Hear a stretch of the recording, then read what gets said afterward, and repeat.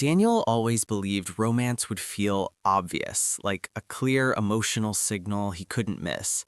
But lately, he's been noticing how quietly it actually enters his life, not through dramatic moments, but through small, almost invisible shifts in how he relates to someone. Like the way he finds himself waiting for her messages without urgency, just a soft curiosity.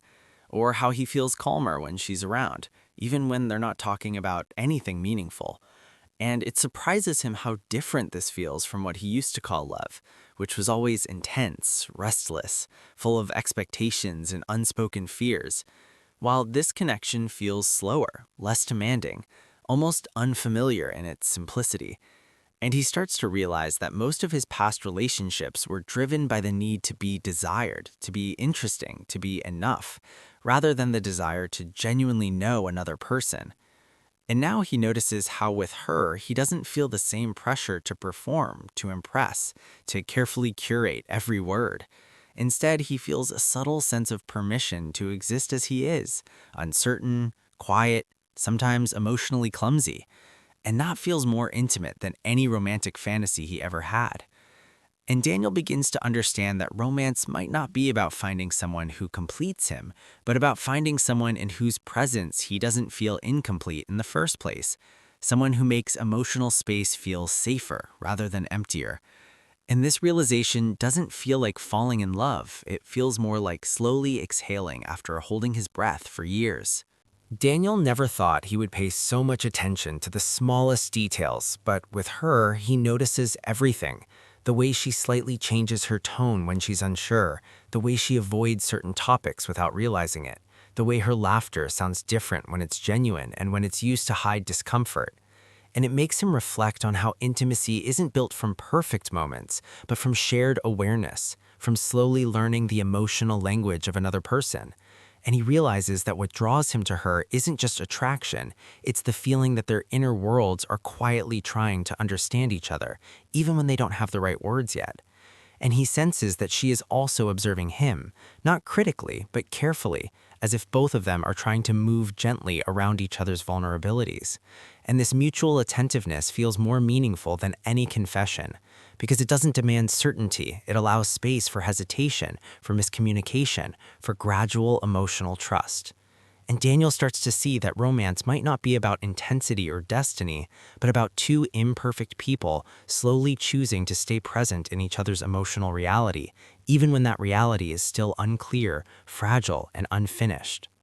Daniel starts to realize that what unsettles him the most about this connection is not the possibility of losing her, but the possibility of actually being seen.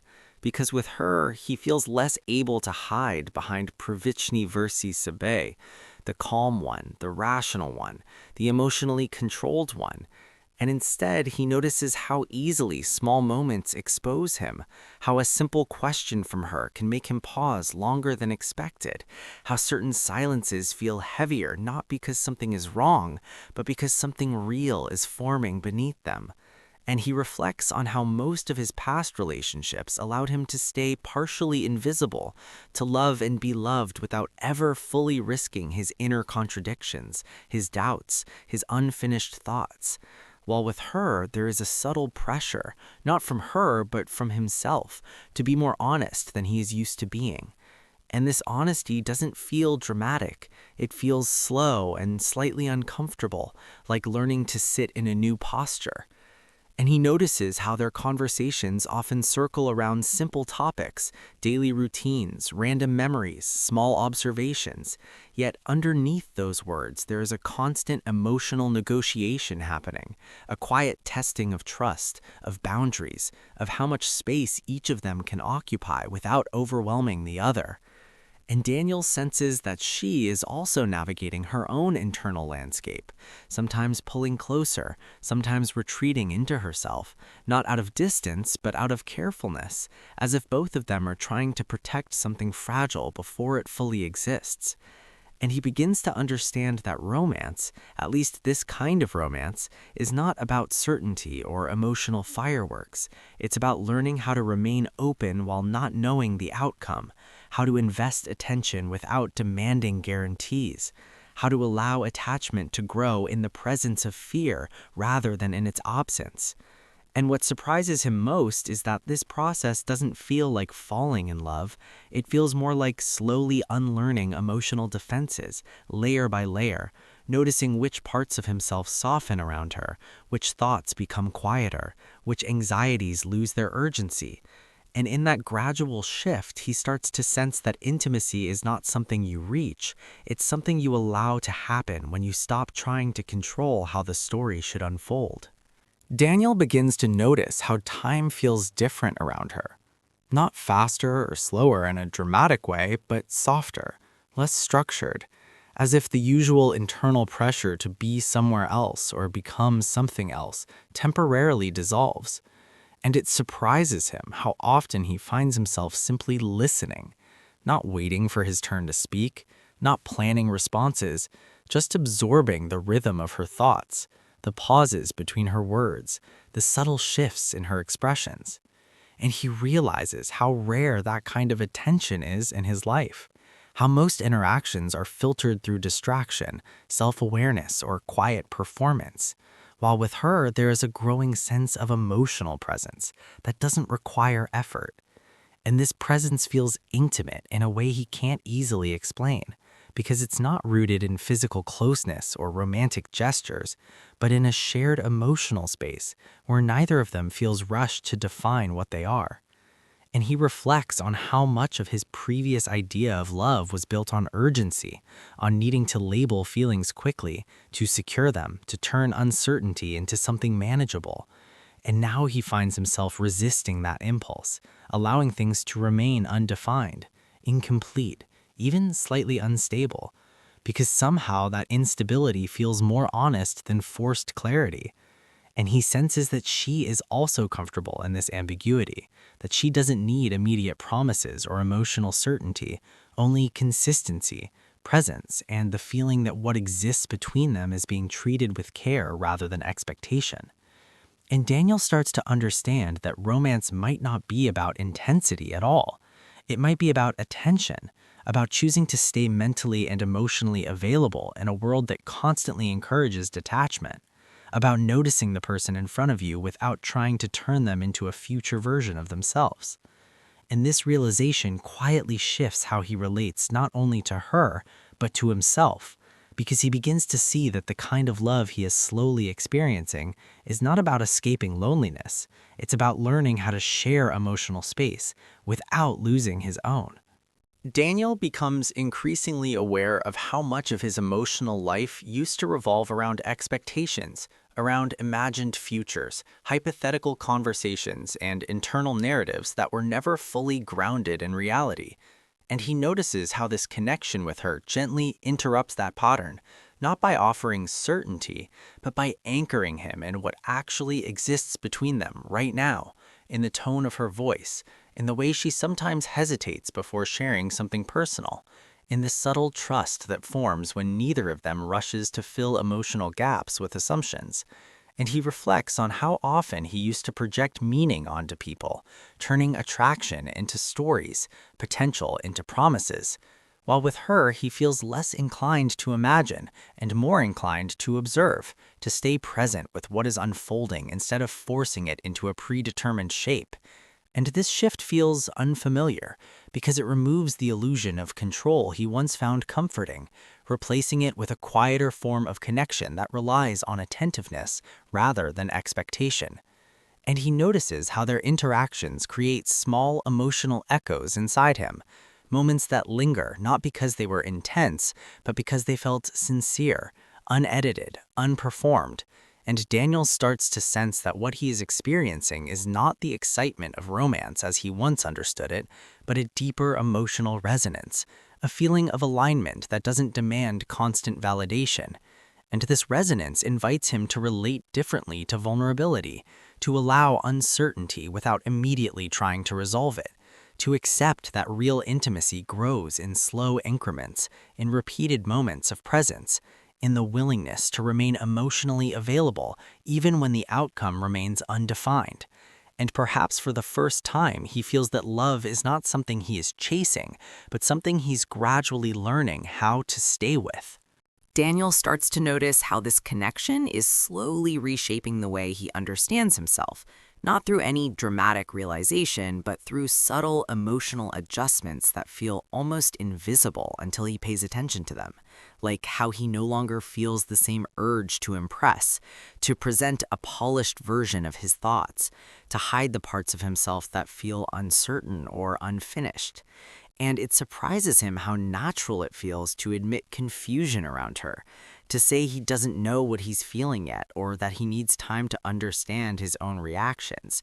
Because in the past, vulnerability always felt like a risk that needed to be managed, while now it feels more like a shared emotional space where neither of them is expected to have everything figured out.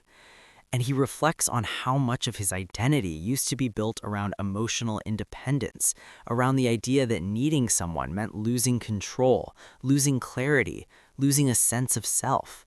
But with her, he feels something different. Not dependence, but interdependence, a gentle awareness that two inner worlds can coexist without dissolving into each other.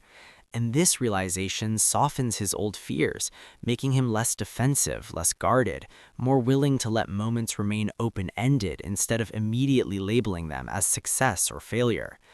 And he notices how their conversations often return to simple themes, daily thoughts, small emotional observations, yet each time they feel slightly deeper, as if both of them are slowly learning how to speak more honestly without forcing emotional intensity.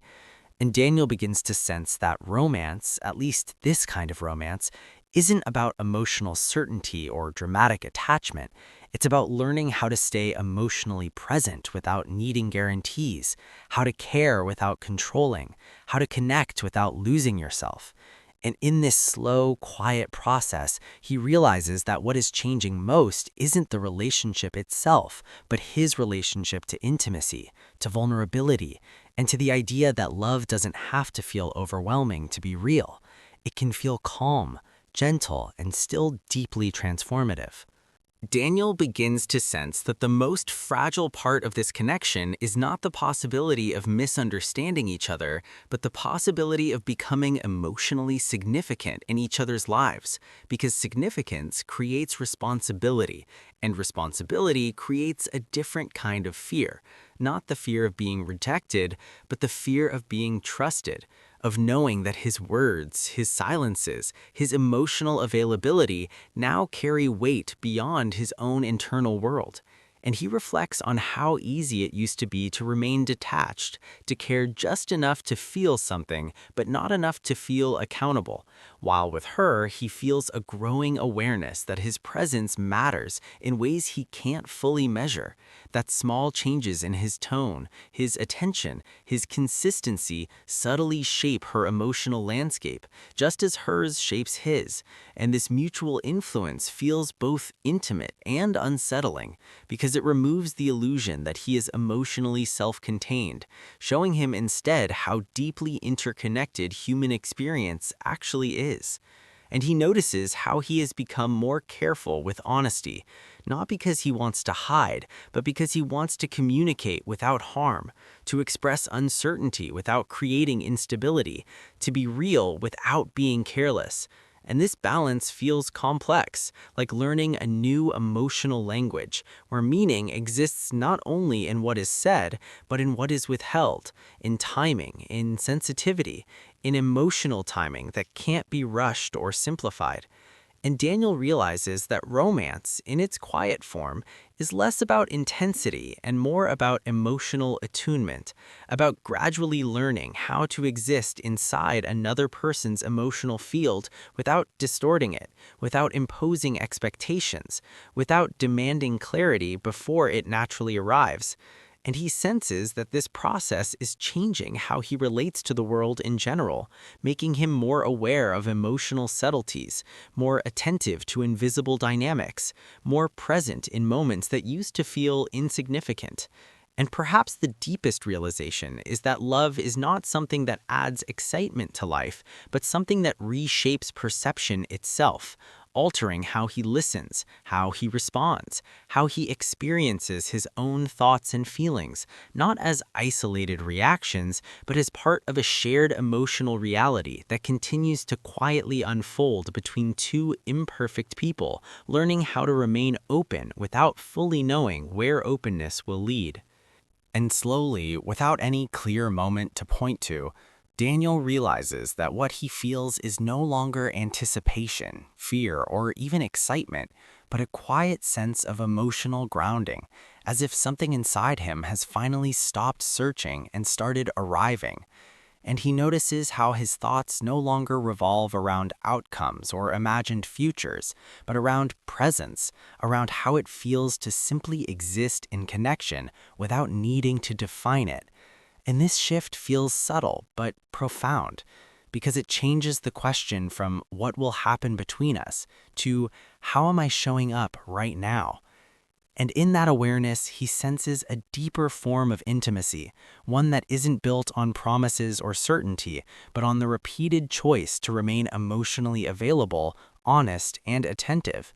And for the first time, he understands that romance is not about being completed by another person, but about being gently reflected by them, seeing himself more clearly through their presence, and allowing that reflection to soften old fears, reshape old patterns, and create a form of love that doesn't demand intensity to feel meaningful, only sincerity, patience, and the courage to stay present even when the story no longer needs to prove anything to exist.